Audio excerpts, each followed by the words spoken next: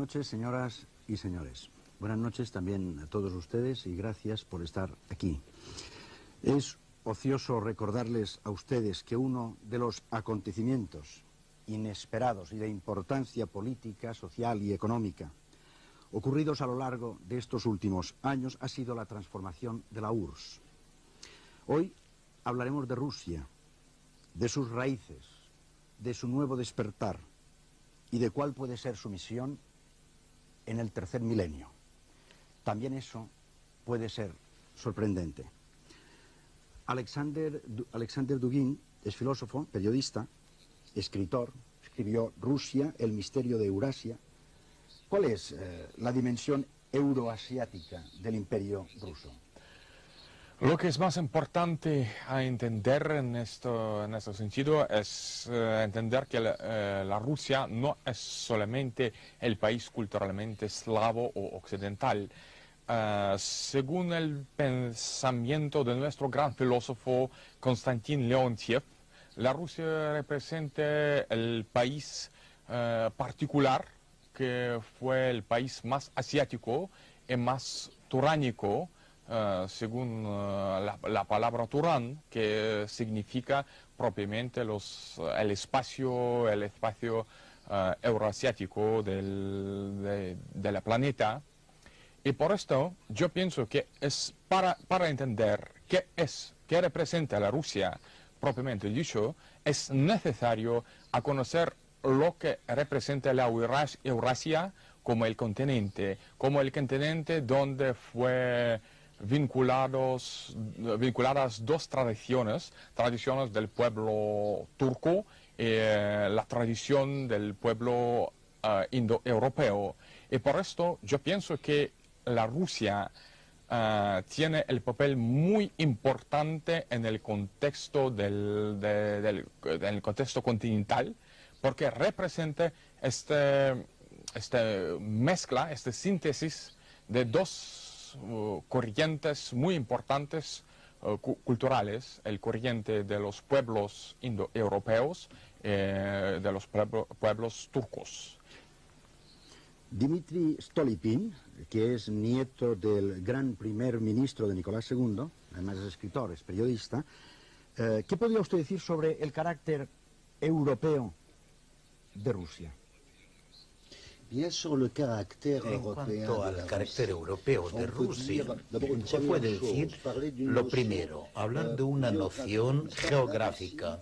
Rusia es el primer país del mundo en cuanto a la especie. Son 22 millones de kilómetros cuadrados, 5 millones en Europa y más de 16 millones en Asia. Este es el problema puesto geográficamente de una manera precisa y exacta. Yo pienso que podemos hablar de una cierta manera de una vocación europeo de Rusia. Voy a tomar algunos ejemplos a través de los siglos, pero yo pienso que para nuestros amigos telespectadores puede dar cierta imagen. En el medioevo, en Rusia, nuestro príncipe Yaroslav tenía tres líneas. Una reina de Francia, de Luis I, el rey de Hungría y el rey de Noruega. Después se puede hacer una segunda cosa pensando en el siglo XIX, es decir, antes del siglo XIX. Pedro el Grande, que vivió a comienzos del siglo XVIII, que ha abierto la ventana al mundo occidental y que ha construido San Petersburgo. En cuanto al plan literario, en cuanto a los intercambios de ideas, tomamos Rusia septentrional y Europa occidental, como ustedes saben, hubo la corriente eslavófila y la corriente occidentalista. Unos partidarios de la gran apertura hacia Europa occidental y toda especie de corriente de ideas que han creado una tradición específica que está enemiga de las ideas racionalistas. Estos uno o dos ejemplos que yo puedo dar. Salustio Alvarado es profesor y vicepresidente de la Asociación Española de Eslavos. Una pregunta muy simple. ¿Por qué los rusos son ortodoxos? Muy bien. Esto depende de varios acontecimientos históricos. El primero fue la decisión del príncipe Vladimiro de Kiev, que el 8 de junio del año 988 ordenó arrojar solemnemente al río Dnepro la estatua de Perún, que era el principal dios pagano ruso, y ordenó al pueblo que fuera al río a ser bautizado. Esta decisión tenía dos razones. Primero, su alianza con el príncipe emperador, el emperador bizantino Basilio II, y con cuya hermana se había casado. Naturalmente, un pagano no podía casarse con la hermana de un emperador bizantino, y por otro lado, la ortodoxia fue elegida porque a los rusos les daba un modelo idóneo de cristianización, un modelo que se había ensayado un siglo antes en Bulgaria. En el año 864, el Han búlgaro Boris I se bautiza y consigue, bueno, él y su hijo Simeón I el Grande, un modelo de iglesia ortodoxa dependiente espiritualmente de Constantinopla, pero en el punto de vista disciplinario y todo independiente, con liturgia en lengua eslava, no una iglesia griega, sino una iglesia puramente eslava, eslavo-bizantina. Y entonces este modelo de iglesia ortodoxa es la que se traspasa a Rusia con una iglesia eslava, propiamente eslava, y es el modelo que ha seguido hasta nuestros días. Recordemos ahora unos datos históricos.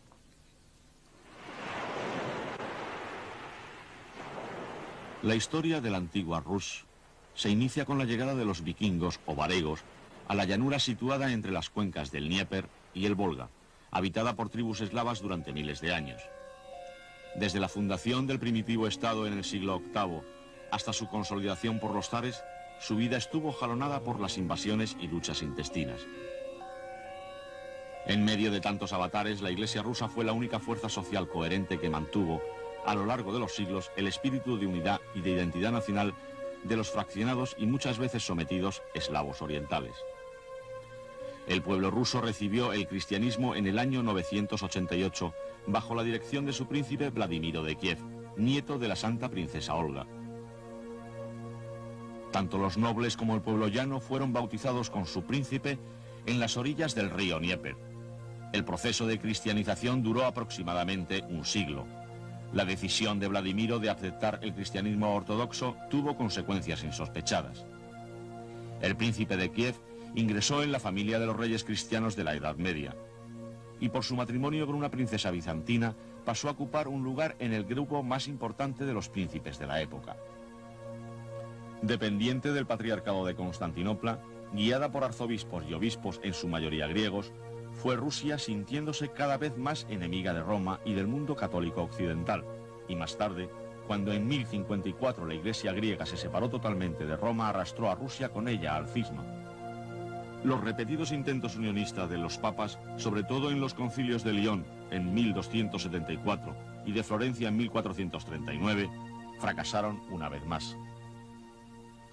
Cuando los turcos se apoderaron de Constantinopla en 1453 y cayó el imperio de Bizancio, la Iglesia ortodoxa rusa aprovechó el acontecimiento para difundir la idea de que Moscú debía convertirse en la tercera Roma y capital de la cristiandad. El pueblo ruso se declaró autocéfalo, esto es, independiente del Patriarcado de Constantinopla y plenamente autónomo. En el año 1589 nombraron patriarca al metropolitano de Moscú, pero en el siglo XVIII Pedro el Grande decretó la abolición del patriarcado y paralizó la Iglesia. Desde la proclamación del primer zar Iván el Terrible hasta el asesinato del último zar Nicolás II, el pueblo ruso arrastró durante 5 siglos una penosa existencia. Mientras en el resto de Europa se respiraban aires de libertad, Rusia siguió estancada en pleno régimen feudal. La Iglesia era una función más entre las funciones del Estado. Había una relación tan íntima entre la Iglesia ortodoxa y el zarismo que hasta se creyó que la Iglesia desaparecería al mismo tiempo que el Estado zarista. Pero no fue así, y aunque la religión cristiana ortodoxa quedó excluida de la oficialidad soviética tras el triunfo de la Revolución de 1917, sobrevivió durante 70 años a una sociedad proclamada oficialmente atea. El príncipe Sergei Obolensky, que es presidente de la nobleza rusa y secretario del Consejo del Arzobispado Ortodoxo. ¿Cómo definiría usted las relaciones entre la Iglesia y la monarquía en el contexto histórico ruso y eslavo? Yo pienso que se puede distinguir dos grandes periodos en las relaciones entre la monarquía e Iglesia. El primer periodo, que va prácticamente hasta los finales del siglo XVII, el periodo de simbiosis entre la Iglesia y la monarquía. El metropolita, el patriarca, después era verdaderamente el consejero, el brazo derecho del zar. No puedo decirles más en este sentido, porque hubo periodos muy duros de relaciones entre ellos. Juan el Terrible, el metropolita, que sufría el exilio porque él se atrevió a oponerse a Juan el Terrible. El segundo periodo es el periodo de Pedro el Grande. Pedro el Grande puede ser una especie que ha hecho sus viajes al occidente y ha tomado el modelo del protestantismo. Él ha suprimido el patriarcado y ha creado el Santo Sínodo. El jefe del Santo Sínodo era un laico. Por eso, las relaciones no eran las mismas. La Iglesia era controlada un poco por el Estado. Yo podría decir la frase que acabo de escuchar diciendo que no hay que olvidar que el zar era ortodoxo. En el fondo, toda la sociedad era ortodoxa. Por eso, esta censura se manifestaba poco y en ciertas nominaciones del metropolita. En este sentido, se explica el gran duque Vladimir en unas declaraciones que nos ha hecho para este programa. Rusia, para mí, ha sido siempre una nación que ha crecido y que se ha desarrollado junto con la religión ortodoxa. Y considero que la religión ortodoxa es algo muy fundamental y que puede jugar un papel muy importante en el futuro también para Rusia y para ayudar a salir de esta situación tan difícil en la cual se encuentra ahora mismo. Completamos estas primeras intervenciones con un extracto de la ópera Boris Godunov. Salustio Alvarado, ¿qué antecedentes, según usted, propiciaron el enfrentamiento entre la Iglesia católica o la Iglesia de Roma con la Iglesia ortodoxa? Bueno, ese enfrentamiento se puede resumir en tres fechas, que son el año 1054, como ya se ha dicho, el cisma de Oriente. Entonces, bueno, pues Rusia se decanta por el Patriarcado de Constantinopla y naturalmente pues se enfrenta a Roma. La segunda fecha es el año 1439 con el Concilio de Florencia, que proclama precisamente la unión de Constantinopla con Roma. Entonces Moscú se declara contraria a esta unión. Es interesante el hecho de que el metropolita de Moscú, Isidoro, que había ido al Concilio de Florencia y que volvió en el año 1441 como cardenal nombrado por el Papa, fue detenido, desposeído y tuvo que huir a Polonia. Y la tercera fecha es el año 1595 con la unión de Brest, cuando una parte de la Iglesia de la antigua Rus, que estaba bajo el dominio polaco en esa época, todo lo que es Ucrania estaba bajo el dominio polaco, entonces acepta la unión con Roma. Es lo que se llama la Iglesia uniata. Los uniatas es un término bastante despectivo, son los antiguos ortodoxos que reconocen la primacía de Roma. Es una iglesia de rito oriental, de las cosas, por ejemplo, ahí se permite el matrimonio de los sacerdotes, cosa que en la Iglesia Católica de rito romano no se permite, y eso es una iniciativa que naturalmente no es aceptada en absoluto por el Patriarcado de Moscú, y entonces pues es la causa además actual del enfrentamiento. Isidro Palacios, que es escritor, a ver si hacemos un poco de diferencia, marcamos un poco de diferencias entre la Iglesia de Roma, la Iglesia ortodoxa, los protestantes, las iglesias orientales. Bien, las diferencias fundamentales se establecen, que además es lo que está en cuestión con la Iglesia, lo que los ortodoxos llaman la Iglesia latina. Son las diferencias esenciales que son justamente las que van a provocar el cisma y que, según los ortodoxos, tienen algo que ver con las innovaciones que, según los ortodoxos, los latinos no han tenido en cuenta la autoridad de los concilios. Concretamente hay dos puntos esenciales. El primero es la primacía absoluta que la Iglesia latina reconoce, la primacía absoluta del papado de Roma. Los ortodoxos llegarán a reconocer una primacía de honor, pero nunca una autoridad absoluta como la Iglesia latina reconoce al Papa. Y el otro aspecto que realmente los diferencia y que produce y que afianza el cisma es la incorporación o el añadido por encima de la autoridad del concilio, concretamente el segundo concilio ecuménico celebrado en Constantinopla, que había fijado muy claramente el credo. Entonces los latinos por su cuenta incorporan una palabra, y esto para los ortodoxos la palabra es concretamente filoque. Es una cuestión teológica importante, pero aquí no tenemos más motivo que citarlo. Que significa y del Hijo. Y del Hijo.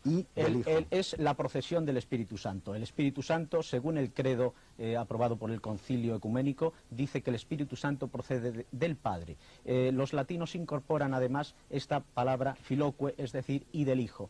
En ese sentido, se considera que la Iglesia latina, para los ortodoxos, unilateralmente incorporan esta palabra por encima de la autoridad del concilio, y esto es lo inaceptable.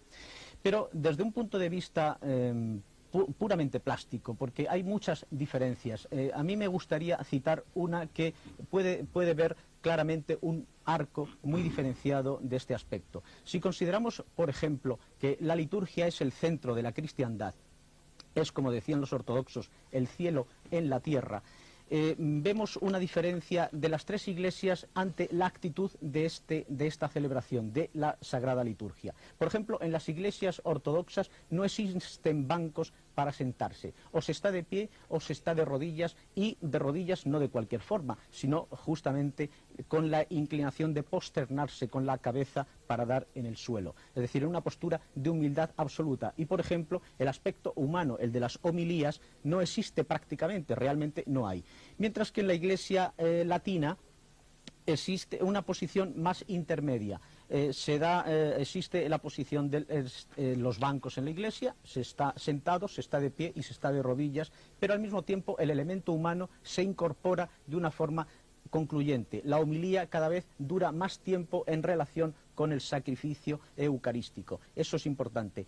Y por último, el aspecto protestante, en donde realmente la celebración se ha convertido en un parlamento donde casi toda la celebración está sentado, y es en realidad una homilía permanente. Y eso es creo que bastante plástico en cuanto a la relación de esas tres diferencias importantes. Vamos a hacer ahora una pregunta avanzando un poco la historia. Dmitry Stolypin, ¿en qué situación se encontraba Rusia en vísperas de la Revolución Soviética? En una situación que podríamos esquematizar de una manera siguiente.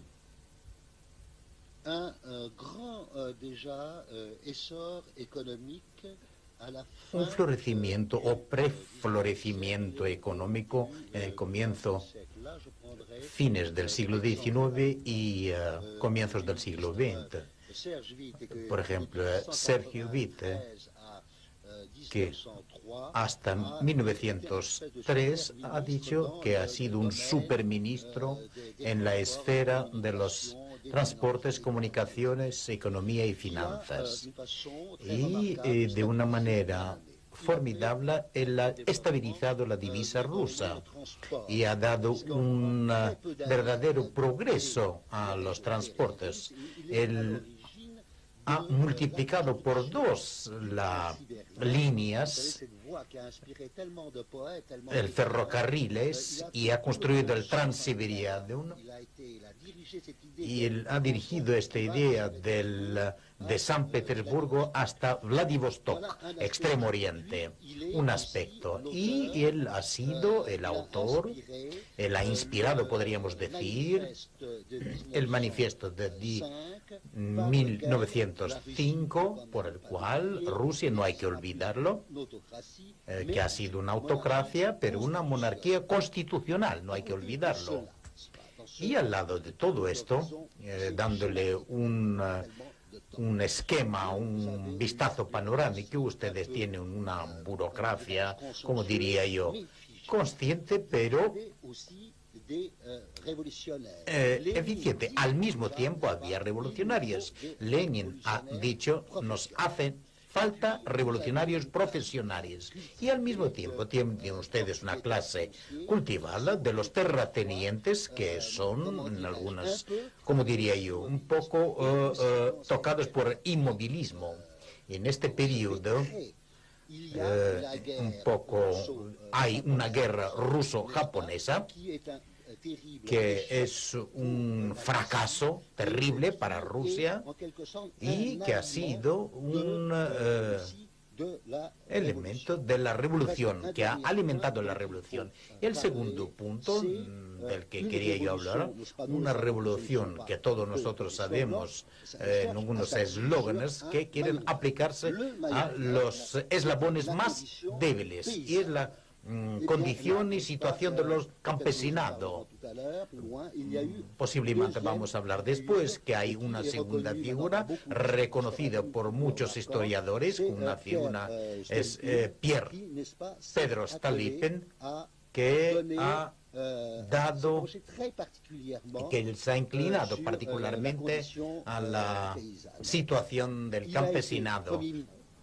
Ahondemos pues en estas circunstancias históricas. Después del triunfo de la Revolución de Octubre, los primeros actos del gobierno bolchevique en noviembre de 1917 son fulminantes.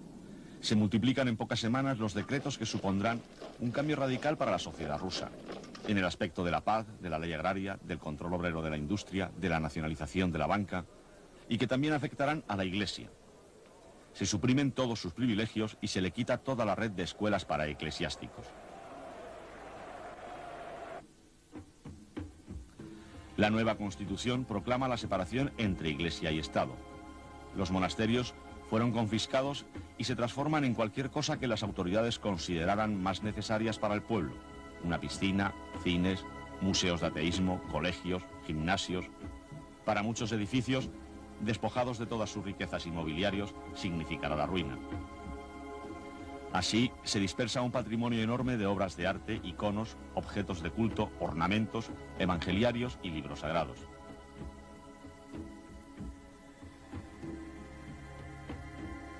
La enseñanza de la religión a los niños, la propaganda religiosa y la beneficencia quedaron prohibidas. El Estado, representado en el Consejo para Asuntos de la Religión, se reservaba la última palabra en la apertura de nuevas parroquias. El Código Penal castigaba la enseñanza de la religión y las actividades de propaganda religiosa, con penas de hasta 5 años de confinamiento, e incluso el mismo patriarca Tijó, jefe espiritual de los ortodoxos rusos, fue detenido y encarcelado por Stalin en 1922. Solo durante los años de la Segunda Guerra Mundial, Stalin permitió a la Iglesia un respiro, cuando tuvo que apelar a la religión para vencer al ejército alemán. Sin embargo, la presencia de la espiritualidad, incluso en la vida pública, no ha desaparecido nunca. Y esta espiritualidad latente empezó a disfrutar de un renacimiento bajo Gorbachov. Su política aperturista alcanzó también a la Iglesia. Se empezó la restauración de los templos y volvió a florecer el arte religioso. En 1988 se conmemoró con toda solemnidad el milenario de la Iglesia Ortodoxa rusa en el monasterio de Danilov. En ese mismo año se bautizaron 1 millón de personas en Rusia y tan solo 2 años después esa cifra se duplicó. Una nueva ley de libertad de conciencia puso fin a las restricciones religiosas y han permitido iniciar las actividades de caridad. Aunque solo una pequeña parte de la población rusa, fundamentalmente mujeres de edad, acude a la iglesia regularmente, la mayoría de los rusos dirá que sus raíces están en la ortodoxia.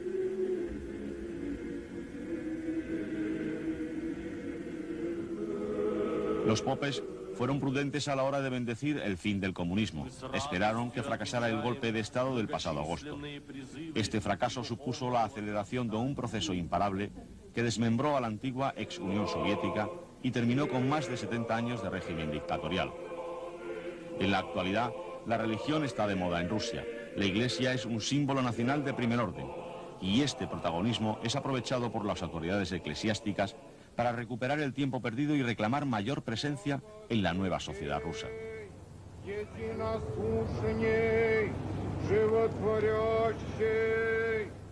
También nos acompaña esta noche el conde Vladimir Landorf, que es catedrático de la Universidad Autónoma de Barcelona. ¿Cómo vivieron los creyentes cristianos ortodoxos en el interior de Rusia durante toda la época del Estado soviético? Muy mal, muy mal. La secuencia que nuestros telespectadores acaban de ver solo da una mínima idea de lo que les ha ocurrido. Dicen que efectivamente la propaganda religiosa, es decir, hablar de Dios a cualquier persona, estaba en el Código Penal y se castigaba con hasta 5 años, pero estos 5 años se aplicaban. Y 5 años en un campo de concentración de Stalin equivalía generalmente a una condena de muerte. De esos campos, pocos volvían. Se empezó desde los primeros meses de la Revolución a fusilar obispos, arzobispos, metropolitanos, sacerdotes simples, laicos, miembros de consejos parroquiales, de asociaciones benéficas, etcétera, etcétera, para erradicar todo vestigio de la fe ortodoxa. Y luego a partir de ahí se siguió pues hasta llegar a los simples fieles. Sufrieron martirio por la fe, nada de connotaciones políticas, no, simplemente por ser cristianos, ortodoxos, católicos, protestantes, tocó a todos. Luego después en una segunda etapa les tocó también a los musulmanes, a los judíos también, por supuesto, millones de personas. Fue una persecución religiosa mucho más cruel todavía que las que conocemos de Diocleciano o del Imperio Romano, en pleno siglo XX. Si ustedes quieren, no hay hablar un poco cómo en la emigración se ha formado la emigración, que ha sido una de las emigraciones más importantes en el comienzo del siglo. Porque ha tocado a 1,5 millones de gente, la élite intelectual, historiadores, filósofos, teólogos, se han encontrado, músicos, se han encontrado en la emigración. Esta élite intelectual, rusas principalmente, la iglesia, una fuerza, y la cultura, estas dos principales corrientes. La iglesia estaba en cada rincón donde había rusos, esta espiritualidad que han sabido conservar. La inmigración rusa, yo pienso que es enormemente útil para la nueva Rusia, porque esta inmigración, que tiene escritores, historiadores, ha publicado muchísimas cosas. Todos estos libros fueron publicados en una cantidad de ejemplares muy relativamente pocos, y ahora se consideran en Rusia como obras de primera importancia. Son leídos y comprendidos, y pienso que dentro de poco van a ser publicados o reeditados las obras muy importantes. Por eso yo pienso que la inmigración supo conservar la espiritualidad y puede transmitirla a la nueva Rusia. Vladimir Landorf ¿Añadiría algo sobre el papel que juegan los exiliados? Y que han jugado, como ha dicho el príncipe. Bueno, es difícil imaginarse el grado de aislamiento espiritual, cultural, intelectual, al cual el régimen sometió al pueblo ruso. Piensen que todas las editoriales existentes en el país eran propiedad del Estado y solo editaban obras encargadas por el Estado en función de sus intereses. Es decir, en última instancia, propaganda del régimen. Y no se editaba otra cosa alguna. Un detalle, no se ha editado la Biblia en Rusia en los 70 años de régimen, hasta ahora últimamente. Bien. Entonces, nosotros los emigrados hicimos lo que pudimos para romper este aislamiento. Como dijo el príncipe, editamos todo lo que pudimos, con las tiradas que podíamos, claro. Y también montamos organizaciones legales en Occidente, clandestinas en la Unión Soviética, que se encargaban de que estas obras, libros, revistas, etcétera, pasaran la frontera. Una frontera en la cual los libros eran más perseguidos que la droga, porque para el régimen suponían un peligro mayor. Le preguntamos al gran duque Vladimir qué enseñanza más significativa extraía de la historia y de los acontecimientos históricos rusos. Nos contestó: para mí, lo más importante, creo yo, como dice usted muy bien, como enseñanza, es que el pueblo ruso tiene una paciencia enorme. Tenía casi, desgraciadamente, demasiado grande. Y por eso ha podido aguantar tanto tiempo todo lo que le ha ocurrido durante los años del comunismo. Y creo que ese es el factor más importante del carácter de nuestro pueblo. La paciencia. Sí. Dmitry Stolypin, ¿qué papel puede jugar Rusia en la Europa que se está formando?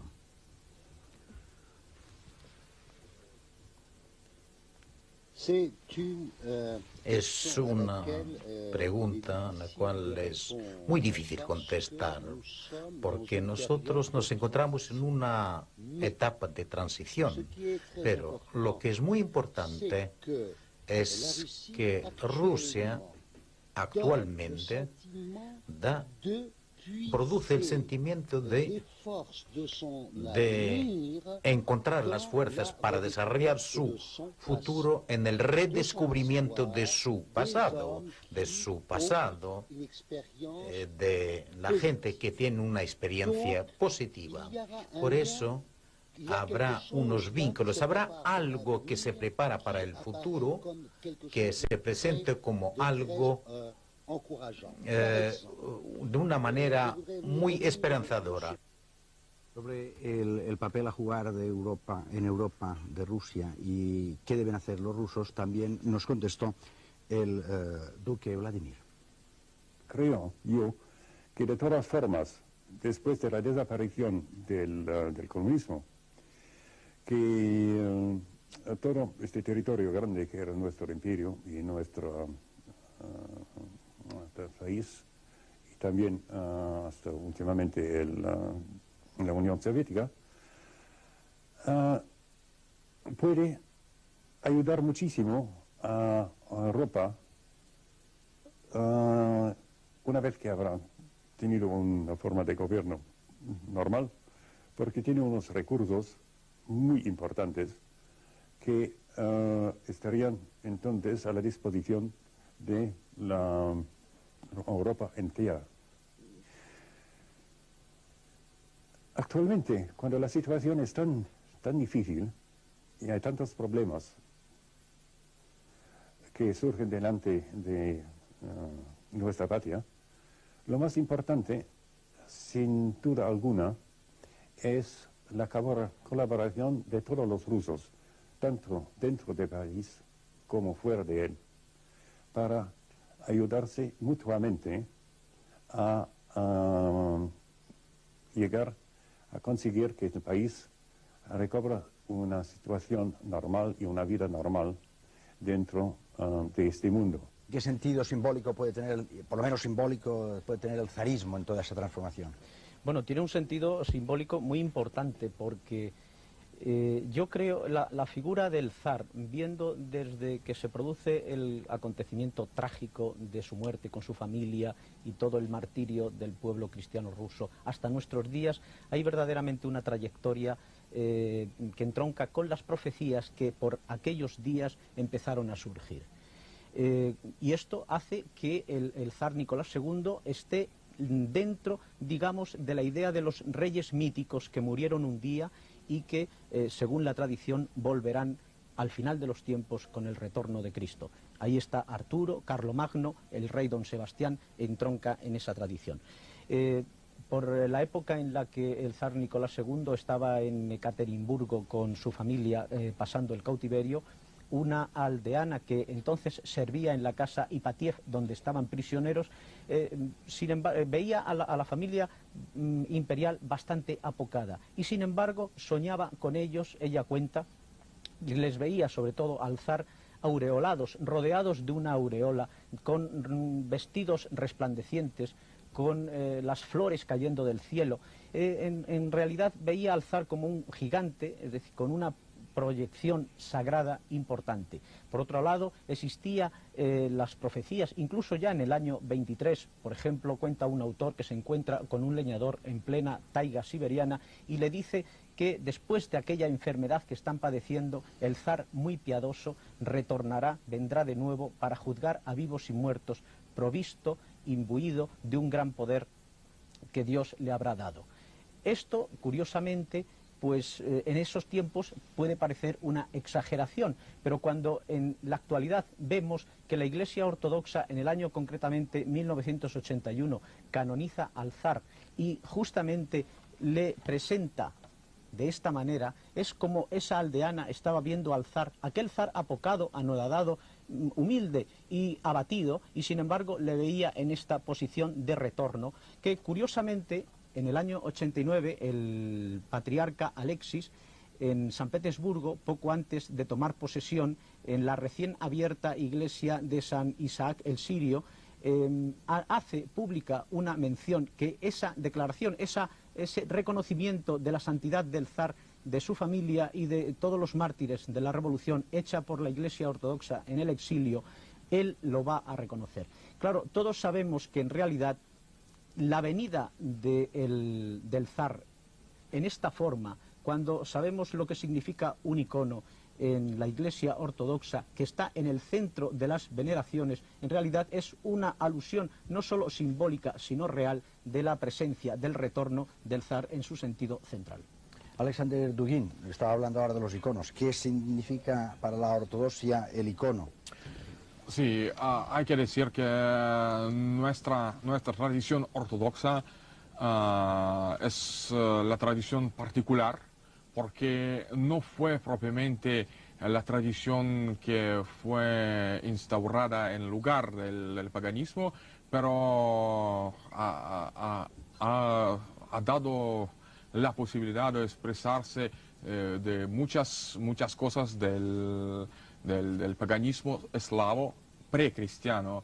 Y por esto muchas cosas en iconas rusas, en el estilo de las iconas, en los subjetos de los iconas, en los motivos, escenas, repiten la idea, los mitos paganos. Yo puedo citar las cosas muy interesantes, que por ejemplo, dos primeros santos rusos propiamente canonizados por la Iglesia Ortodoxa fueron Boris y Gleb.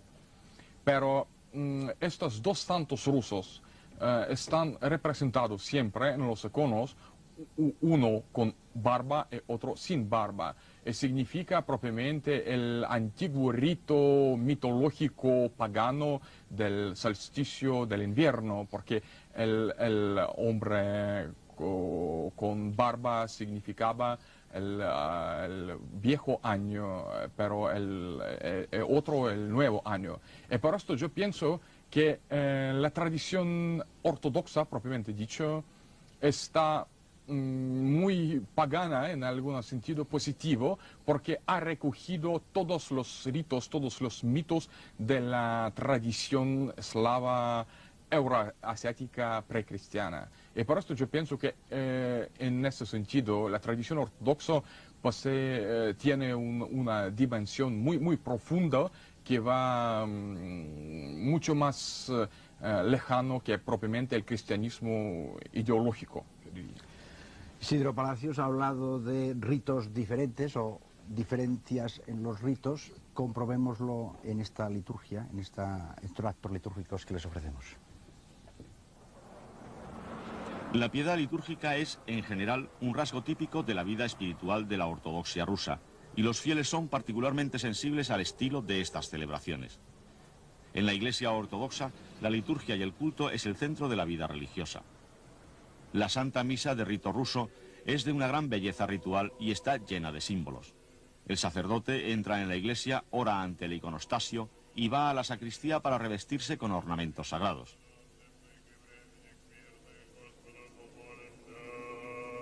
La misa comienza con la solemne oración inicial. El sacerdote eleva 3 veces los brazos y hace 3 inclinaciones mientras se santigua. Sigue la cruz con el evangeliario, la gran letanía, otras 2 pequeñas y la entrada con el evangeliario.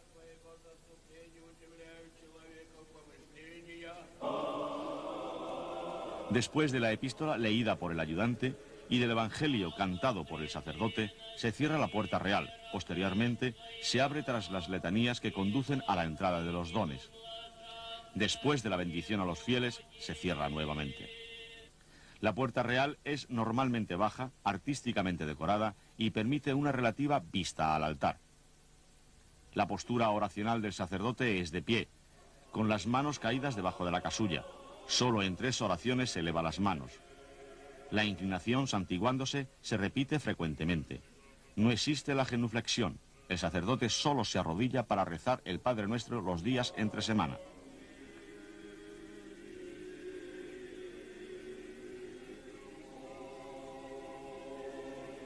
Cuando el sacerdote reza el credo, agita el paño del cáliz arriba y abajo, sosteniéndolo sobre los brazos hasta las palabras «y el Espíritu Santo». Al finalizar el prefacio, hace la señal de la cruz sobre la patena, dobla el arco, se santigua con él, lo besa y lo pone al lado del altar. La acción eucarística empieza con una letanía y el Padre Nuestro. El celebrante reza con la cabeza inclinada la oración de la imposición de las manos y la oración preparatoria de la elevación de la hostia, a la que siguen la fracción, la mezcla de las especies, la infusión de unas gotas de agua caliente y la comunión del sacerdote. Después de la comunión de los fieles, el sacerdote lleva el cáliz al altar. Siguen la letanía de acción de gracias, la oración bendicional ante la puerta real y la bendición final. En la mesa el sacerdote consume el resto de las sagradas especies y termina su acción de gracias. Todo este ritual corresponde a la liturgia de San Crisóstomo, pero también existe la de San Basilio y la de los dones presantificados. En lo bueno y en lo malo, la Iglesia Ortodoxa rusa ha estado siempre de parte del pueblo ruso, con quien ha compartido los problemas morales, culturales y políticos.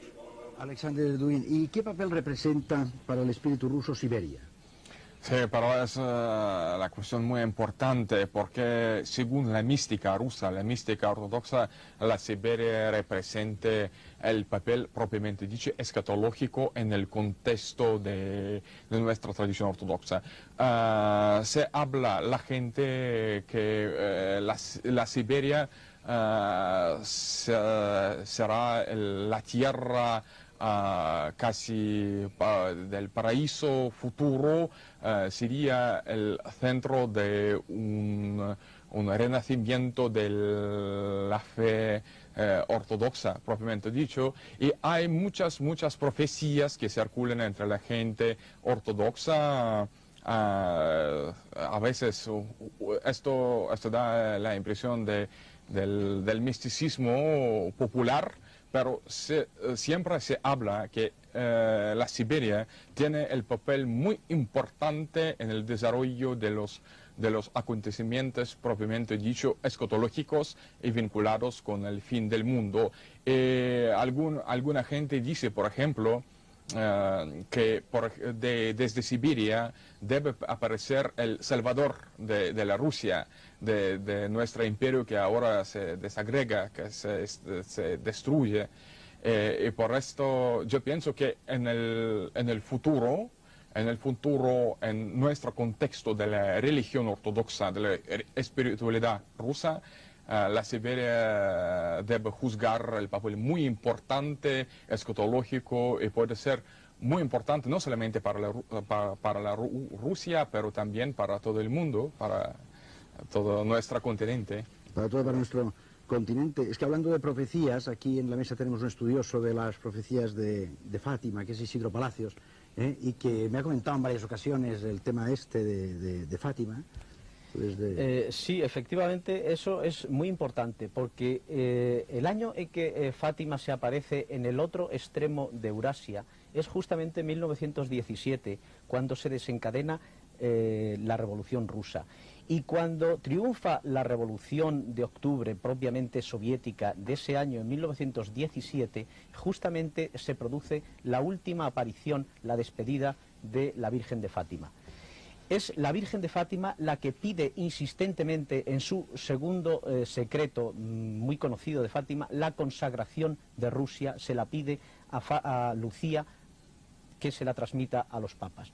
Evidentemente se ha querido ver en esto pues una condena del comunismo. Eso es una interpretación bastante exterior del problema. También en Rusia se ha interpretado esa petición como un subterfugio de la Iglesia Latina para hacer presentar a la Virgen que indicaba que los ortodoxos volvieran al seno de la Iglesia Latina. En realidad esto no ha sido así. Como se ha visto posteriormente y en el sentido esotérico que tenía aquella expresión, en realidad la Virgen de Fátima estaba pidiendo la consagración de un mártir que, como tiene el sentido iniciático de la muerte y posterior resurrección, de un mártir que tendría mucho que decir al final de los tiempos, es decir, una misión escatológica. No hay que olvidar que la Virgen es la señal del Apocalipsis, la última señal que se aparece en el sexto día de la semana previa a la resurrección.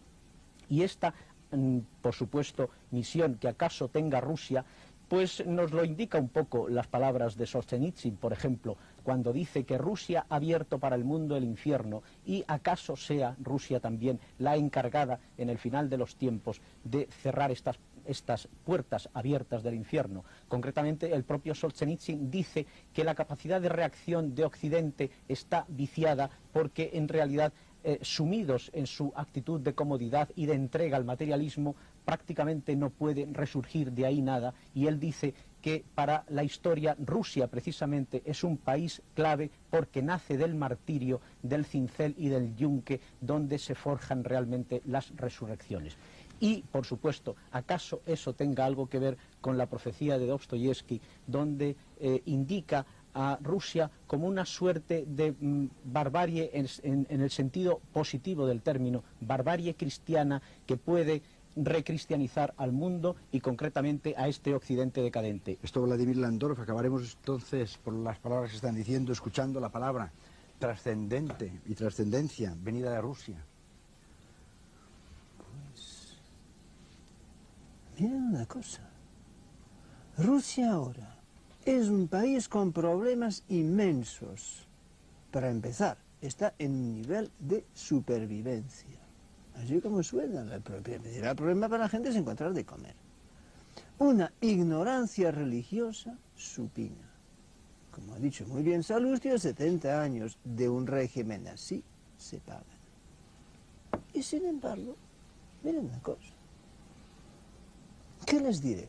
Ahora, recientemente, estos últimos días, en Barcelona, nos ha aparecido un grupo de rock ruso. Un grupo de rockeros rusos, por cierto, muy buenos, que ahora están cantando en una sala de fiestas en Barcelona. Pues bien, vinieron a misa, a una pequeña parroquia ortodoxa que tenemos en Barcelona. El segundo día los invitamos al coro, y cantaron uno de los cánticos de la misa en ruso a 4 voces. Quedó precioso. Las señoras en misa: oye, ¿que son monjes? No, son rockeros. Imagínense. Bueno, pues yo les digo, un país donde los rockeros van a misa y cantan música bizantina a 4 voces, no es un país normal en nuestro sentido occidental de entender la normalidad. Como lección de historia, casi se podría decir que los hombres pasan, las culturas se transforman, y aunque sea a través del rock, lo que es cierto es que la tradición no muere. Buenas noches y hasta la próxima semana en la Tabla Redonda.